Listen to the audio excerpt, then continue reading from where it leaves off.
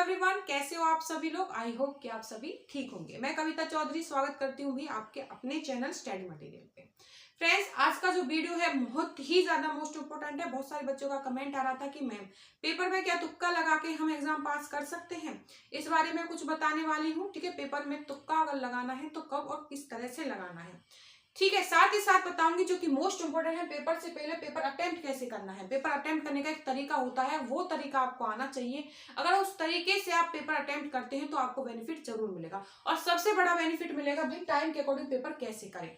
ठीक है, ये सबसे बड़ा बेनिफिट रहेगा कि पेपर अटेम्प्ट कैसे करना है और टाइम के अकॉर्डिंग आपको पेपर कैसे करना है।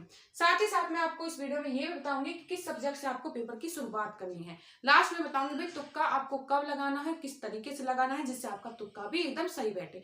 मैंने तुक्के के ऊपर पहले कोई वीडियो नहीं बनाई थी क्योंकि मैं तुक्का लगाना इतना इंपॉर्टेंट नहीं समझती हूँ। जो बच्चे पढ़ते हैं भाई, ठीक है, वो तुक्के जैसे शब्दों का इस्तेमाल भी नहीं करते हैं। बाकी नेगेटिव मार्किंग नहीं है। बच्चे पूछ रहे थे कि मैम टाइम ना बचे, कुछ क्वेश्चंस रह जाते हैं, हमारे जो सब्जेक्ट की तैयारी अच्छी नहीं है उसमें हम कैसे तुक्का लगा सके जो हमारे 2-4 नंबर इंक्रीज हो पाए। देखो, नेगेटिव मार्किंग पेपर में नहीं है तो तुक्का आप लगा लेना। ठीक है, बाद में बताऊंगी, एंड तक वीडियो को देखना, आपको बहुत मोटिवेशन मिलेगा। और पेपर से पहले ये वीडियो आपको देखने का बहुत ही जरूरी है भाई। बता दूं, अगर आप ये वीडियो देखते हो तो आपको जरूर ही बेनिफिट मिलेगा। सबसे पहले मैंने यहाँ पे एक थॉट लिखा है आप सभी के लिए। इस टाइम पे थॉट की आपको बहुत जरूरत है। बस हिम्मत रखो, जीवन की शुरुआत कहीं से भी की जा सकती है। आपको हिम्मत रखनी है और पूरी पॉजिटिविटी के साथ पेपर अटेम्प्ट करना है, पूरी एनर्जी के साथ। ठीक है, नेगेटिव नहीं रहना है। पेपर का रिजल्ट कुछ भी हो, आपको पॉजिटिविटी के साथ पेपर में जाना है और ये समझ के जाना है कि मैंने अपनी तरफ से बेस्ट कर लिया है, मैंने अपनी तरफ से पूरी तैयारी की है। ठीक है, और अपनी तरफ से पेपर भी मैं बेस्ट करूंगा। रिजल्ट जो होगा जो होने दो। ठीक है, हार तो माननी नहीं है। एक ना एक दिन सफलता आपको जरूर मिलेगी। पॉजिटिव रहना है, आपको हर हाल में पॉजिटिव रहना है। ठीक है, आपको सफलता जरूर मिलेगी, ये ध्यान से लो। आज नहीं तो कल, कल नहीं तो परसों तो मिल ही जाएगी। तो चलिए आज इस वीडियो की हम शुरुआत करते हैं जो कि आपके एस्टेट 2022 के लिए मोस्ट इंपोर्टेंट है। पीआरटी, टीजीटी, पीजीटी वही सभी देख लेना, या फिर आप किसी भी गवर्नमेंट एग्जाम की प्रिपरेशन कर रहे हो तो आप सभी के लिए ये वीडियो मोस्ट इंपोर्टेंट रहेगी। ठीक है, देखो पेपर अटेम्प्ट कैसे करना है। पेपर अटेम्प्ट करने का एक तरीका होता है। ठीक है, पेपर अटेम्प्ट कैसे करना है सबसे पहले बता दूं, मैं सबसे शुरुआत में बताऊंगी। जब आपको क्वेश्चन पेपर दिया जाता है, ठीक है, ओमार शीट होती है उसके अंदर, क्वेश्चन पेपर के अंदर, तो जो है पेपर स्टार्ट होने से पहले 10 या 15 मिनट पहले ही वो दे दिया जाता है, लगभग 10 मिनट पहले दे दिया जाता है। तो उसमें कहा जाता है कि क्वेश्चन पेपर आपको ओपन नहीं करना है, अपनी ओमार में से निकालो। ठीक है, और अपना जो है रोल नंबर वगैरह अच्छे से फिल कर लो। तो ये काम आपको करना है। आपको जो समय दिया जा रहा है पेपर ओपन करने से पहले, क्वेश्चन पेपर खोलने से पहले, तो उससे पहले अपना पूरा ही, ठीक है, जो आपके रोल नंबर हो गया, नेम वगैरह हो गए, साइन वगैरह सब अच्छे से आपको वहां पे कर लेना है। ठीक है, सभी वहां पे आपको पुट कर लेनी है सारी चीजें। उससे क्या है, एग्जाम में अगर आपको कोई नाम या साइन रह जाता है तो जो टीचर होगा वो डिस्टर्ब करेगा कि यहाँ पे साइन रहेगा, ये चीज रहेगा, ये, तो आपको अपना टाइम बचाना। अभी आपका एक एक मिनट, एक एक सेकंड जो है इंपॉर्टेंट होता है। अपना रोल नंबर वगैरह पहले से अच्छे से फिल कर लें। ठीक है, साथ ही साथ आपको इतना टाइम मिल जाता है, बता दूं, मैडम से पूछ के, जो भी आपकी सजा मैडम क्लास में हो उससे पूछ के आपको रोल नंबर फिट करना है, वहां पे फिल करना है। गलती उसमें नहीं करनी है बिल्कुल भी। ठीक है, वो होगा अगर आपके पास समय बचा है उस दौरान। ठीक है, मैडम कहेगी पेपर नहीं खोलना है। ठीक है, पेपर नहीं खोलना, खोलना भी नहीं चाहिए। टाइम के अकॉर्डिंग ही पेपर की शुरुआत करनी चाहिए।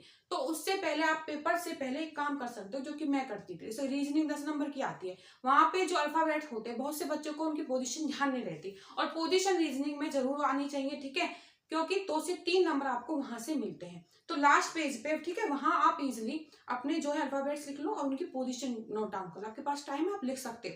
मैं बता दूं, जब आप रीजन सॉल्व करोगे तो आपको कुछ करने की जरूरत नहीं होगी। अगर आपने पोजीशन याद है, ऑलरेडी याद है, तो भी आप मत करो, बाकी आप कर लेते हो। तो रीजनिंग जब क्वेश्चन सॉल्व करोगे तो वहां पे जाना, आप 2 से 3 नंबर का आपको फायदा होगा, 1 से 2 मिनट आपके बच जाएंगे। ठीक है, जब आप पेपर स्टार्ट करोगे, ठीक है, आपका टाइम हो चुका होगा, पेपर आपको स्टार्ट करना है, तब आपको क्या करना है। सबसे पहले बता दूं फ्रेंड्स, यही है मेरा जो पॉइंट है, पेपर अटेम्प्ट कैसे करना है और किस सब्जेक्ट से शुरुआत करनी है, किस सब्जेक्ट से शुरुआत करनी है, ये मेन पॉइंट होगा।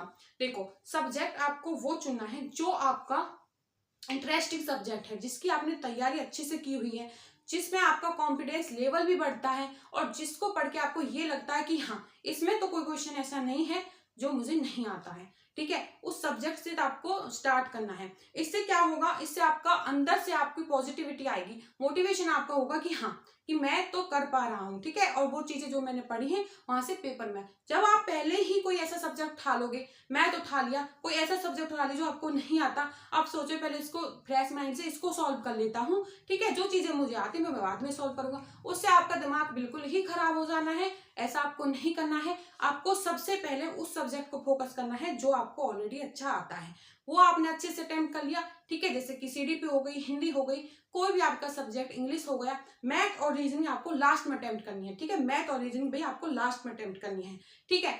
तब आप ये सब कर लो, अपने अच्छे से कर लो, जो क्वेश्चंस का आंसर आपको आता है उसको अच्छे से करके उसके गोले को फिल कर लो। जिस क्वेश्चन में आपको डाउट है, ध्यान से सुन लेना भाई, कि जिस क्वेश्चन में आपको डाउट है उस पे इस तरह से सर्कल बना लेना बड़ा वाला, ठीक है, जिससे आपको पता चले एग्जाम टाइम में जो टाइम लास्ट का बचे तो आपको पता चले कि हाँ इस क्वेश्चन को मुझे दोबारा से देखना है, या फिर इस क्वेश्चन को मुझे दोबारा से सॉल्व करना है, या फिर इसमें लास्ट में मैं तुक्का ही लगाऊंगा, मुझे इसे नहीं आता है, ठीक है, तो उस पर बड़ा सा इस तरह से आप गोला लगा ले, ठीक है। जो क्वेश्चन आते हैं उनको अपना 4-5 क्वेश्चन सॉल्व करें, साथ के साथ गोले भर लिए। ऐसा बिल्कुल भी ना करें, एक बच्चे ने किया था भाई, उसने सारे ही क्वेश्चन सॉल्व कर लिए पेपर में, ठीक है, और क्या है गोले ही नहीं भरे, तो गोले ही नहीं भरे और लास्ट में उसका टाइम ही नहीं बचा, सारा पेपर से सॉल्व करे तो उसने इतना टाइम टीचर ने नहीं दिया था, 5 मिनट एक्स्ट्रा मिल गए थे, बट उसके गोले नहीं फिल हो पाए थे।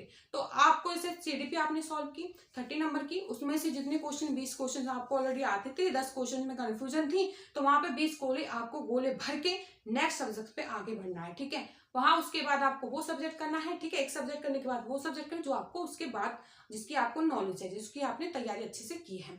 इसी तरह से लास्ट में आपको रीजनिंग करनी है, ठीक है, मैथ से पहले रीजनिंग सॉल्व करनी है, और देखो रीजनिंग सॉल्व करने के बाद आपको मैथ करना है, और मैथ में इतने ज्यादा स्मार्ट ना बने, जिनको मैथ अच्छा आता है वो तो कर ले, जिनको ट्रिक आती है, अगर आपके पास टाइम है तो ठीक है, बेसिक मेथड से आप करें। बाकी ये अगर कोई क्वेश्चन नहीं निकल रहा है तो उसके पीछे नहीं पढ़ना है कि मैं रहूंगा या क्वेश्चन रहेगा, मैं तो इस क्वेश्चन को निकाल के ही रहूंगा, ठीक है, और क्वेश्चंस पे फोकस करें। बहुत क्वेश्चंस ऐसे होंगे जो इजीली निकल जाएंगे, तो उस क्वेश्चन को छोड़ देना जो टाइम ज्यादा कंज्यूम कर रहा है, उस क्वेश्चन के पीछे ना पढ़े, ठीक है, कभी पीछे ही पड़ जाए कि इस क्वेश्चन को करके इसका आंसर निकालूंगा ही निकालूंगा, कि निकलेगा क्यों नहीं, ठीक है, तो ऐसा नहीं करना है। कोई क्वेश्चन में अगर डाउट है वो नहीं निकल रहा है तो उस पर ऐसे गोला कर दे, क्योंकि लास्ट में देखें, बट सारे क्वेश्चंस आप देखें कि आपको कौन सा क्वेश्चन कर पा रहे हो, कौन सा नहीं कर पा रहे हो। अब जो गोले वाले क्वेश्चंस बचे हैं, अगर उनमें आपको कंफ्यूजन है, ठीक है, अगर आप 2 क्वेश्चंस में कंफ्यूज हो तो आप उसमें सबसे पहले तो जो नहीं वाले होते हैं उनको ध्यान देना, जो तीनों से डिफरेंट होगा, ठीक है, वो आपका आंसर होगा नहीं वाले क्वेश्चन में। और इसी तरह से जो आपके हाँ वाले क्वेश्चन होंगे, ठीक है, 3 पेडागोजी वाले क्वेश्चन तो ऐसे सॉल्व करना है, 3 आपके नहीं पूछा है तो 3 आपके पॉजिटिव होंगे, 1 आपका नेगेटिव होगा, उस पर ध्यान देना। और भाई मैं तो ये कहूंगी, तुक्का वाला पॉइंट बता दूं मैं, ठीक है, तुक्के वाले पॉइंट, तुक्के तो भाई वही लगा पाएंगे जो पढ़ेंगे, जिनको नॉलेज होगी, थोड़ा बहुत तो पढ़ना ही पड़ेगा। मुझे तो नहीं लगता नहीं है ये चीज कि बिना पढ़े आप तुक्का भी लगा सकते हो, नहीं लगा सकते। और फिर तुक्का लगा के कोई पास कर पाता तो जो इतनी बड़ी दुनिया है, इतने बच्चे तैयारी कर रहे, दिन रात एक करके पढ़ रहे हैं, फिर उनका क्या होगा, वो तो तुक्के लगा लगा के ही पास हो जाते। नहीं, तुक्के भी उनके ही सही होते हैं जो पढ़ाई करते हैं, जिनको चीजें पता होती हैं, जो जिनको कंफ्यूजन होती है 2 ऑप्शन या 3 ऑप्शन के बीच कि इसका आंसर ये होगा या ये होगा, तुक्का उन्हीं का फिट होता है। तो तुक्के के पीछे, ठीक है, पागल नहीं होना है। और मैंने पहले मैंने तुक्के के ऊपर कोई वीडियो नहीं बनाई, बहुत सारे कमेंट आए थे कि मैडम तुक्के के ऊपर वीडियो बना दो, बट मैंने इसलिए नहीं बनाई, तो मैं बना देती, आप नहीं पढ़ते, कई मैडम ने तो पूरा पैटर्न समझाते भाई तुक्के के ऊपर ऐसे तुक्का लगाना है, और आके अब कहो मैडम हम तो तुक्के लगाने के लिए गए थे और आपके तुक्के ठीक नहीं हुए, हम तो पेपर में फेल हो गए। तो मैंने तो ये काम किया नहीं भाई, ठीक है, बहुत सारी वीडियो बन रही है, बट अब मैं लास्ट में बता रही हूँ, आपके पास जब टाइम बचे, जो आपको कंफ्यूजन है जिसमें, तो उस पर तुक्का लगाएं। तुक्के भी उनके ठीक होंगे जिन्होंने पढ़ रखा है, जिनकी तैयारी अच्छी है। अपना स्टार्टिंग उस सब्जेक्ट से करें जो आपका अच्छा है, इसी तरह से बढ़ते चलें आगे। मैथ और रीजनिंग लास्ट में सॉल्व करें, क्योंकि वो टाइम लेती है, ठीक है, टाइम वो लेती है। तो इस तरह से आपको पेपर अटेम्प्ट करना है, पॉजिटिविटी के साथ रहना है, ठीक है, और 2 पेपर से 2-1 घंटे पहले से ही आपको अपना माइंड फ्रेश रख लेना है, ठीक है, उस टाइम पे आपको कुछ नहीं पढ़ना, क्योंकि कई बार ऐसा होता है कि आप पढ़ते रहते हो, पढ़ते एग्जाम टाइम तक आप पढ़ते हो, ठीक है, यहाँ तक कि एग्जाम टाइम तक पढ़ते हो, रास्ते में भी पढ़ते हुए जाते हो, तो इस टाइम पे आपको आती ही चीजें भी गलत हो जाती है, क्योंकि आपके माइंड में बहुत सारा डाटा होता है, ठीक है, उस कंफ्यूजन में आते हुए क्वेश्चन गलत हो जाते हैं, ठीक है। तो अपना शांत रखना है, एक दिन पहले अच्छे से अपनी नींद पूरी करें, अपना रिविजन करें, ज्यादा से ज्यादा प्रीवियस क्वेश्चन सॉल्व करें, उससे आपका कॉम्पिटिशन लेवल जो है डेवलप हो पाएगा, क्योंकि जब प्रीवियस क्वेश्चंस लगाओगे तो आज से उनका एनालाइज भी कर पाओगे कि मेरा इस टॉपिक से क्वेश्चन नहीं निकल रहा है, तो उसका आप रिवीजन कर सकते हो। ठीक है, एनालाइज करोगे, प्रीवियस क्वेश्चंस मोस्ट इंपोर्टेंट होते हैं एग्जाम टाइम पे सॉल्व करने, उससे आपको लगेगा कि इस टाइप के क्वेश्चन आते हैं और हम सॉल्व भी कर सकते हैं। ठीक है, तो मुझे तो बस यही बताना था आज की वीडियो में। वीडियो कैसी लगी कमेंट करके जरूर बताना है भी सभी बच्चों को। ठीक है, अब मेरे पास इतना टाइम नहीं है, मुझे भी बहुत सारी वीडियोस डालनी है, प्रीवियस क्वेश्चंस आपके कराने हैं, तो ये मेरा लास्ट वीडियो रहेगा। सभी बच्चों को मेरी तरफ से all the best for exam. Positivity के साथ पेपर अटेम्प्ट करना, सभी बच्चों को बताना है पेपर कैसा हुआ है। ठीक है, सभी को बताना है, जिनको थोड़ी बहुत भी मेरे चैनल से हेल्प मिली है तो प्लीज कमेंट करके जरूर बताएं।